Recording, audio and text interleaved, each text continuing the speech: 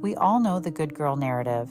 She's quiet, agreeable, always puts others first.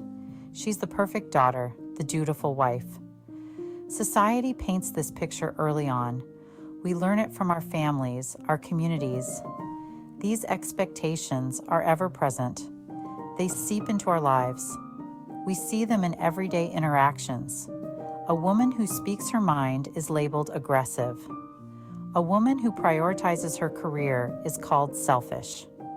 These labels are weapons. They are used to control women, to keep them in their place. But what happens when a woman dares to step outside the lines?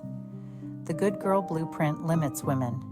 It stifles their voices, their ambitions. It's time to question these expectations, to dismantle the very idea of what it means to be good. Culture plays a powerful role. It dictates what a good woman should be. In some cultures, it's about modesty, obedience. In others, it's about being a caregiver, a homemaker. Religion often reinforces these expectations. Many religions preach submission for women. They emphasize motherhood and domesticity. These teachings can be restrictive, limiting women's choices. Media, too, perpetuates these stereotypes. Movies and TV shows often portray women in narrow roles. They're either the pure, innocent maiden or the seductive temptress. These portrayals have real-world consequences. They shape how we view women and how women view themselves. They create unrealistic expectations, leading to self-doubt and insecurity. What happens when a woman challenges these norms? When she dares to be different, she faces judgment, criticism.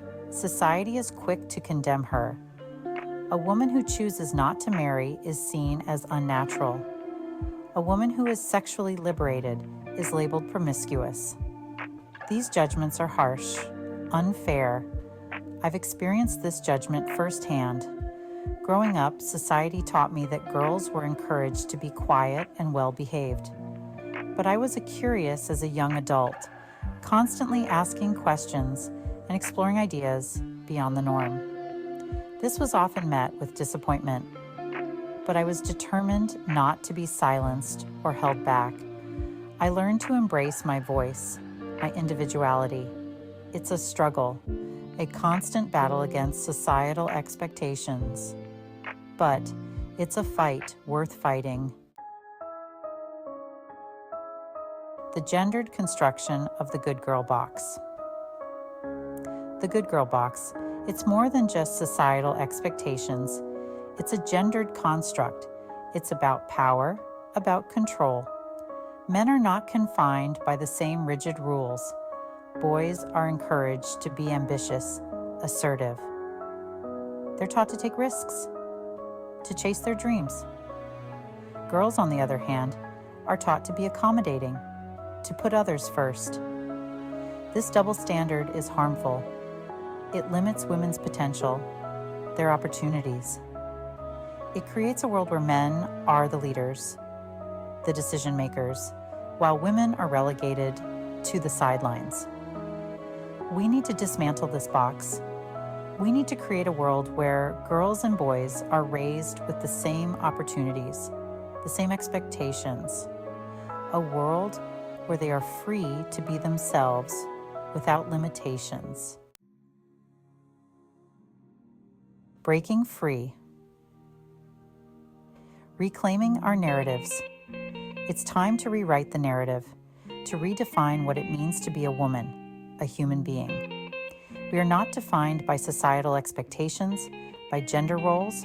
We are individuals, each with our own unique talents, passions, and aspirations. It's time to embrace our complexities, our contradictions, to celebrate our strengths, our vulnerabilities. This requires courage. It requires challenging the status quo, speaking out against injustice. It requires supporting one another, lifting each other. let's break free from the good girl box. Let's create a world where everyone is free to be their authentic selves without judgment or limitations.